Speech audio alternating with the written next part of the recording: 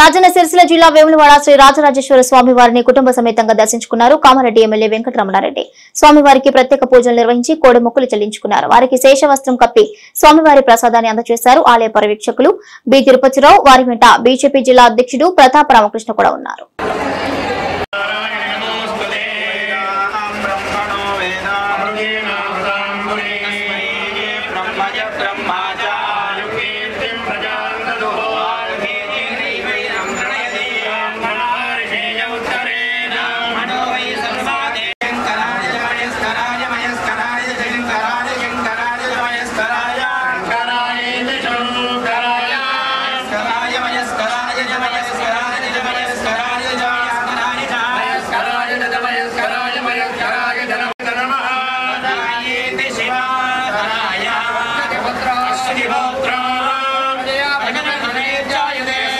Video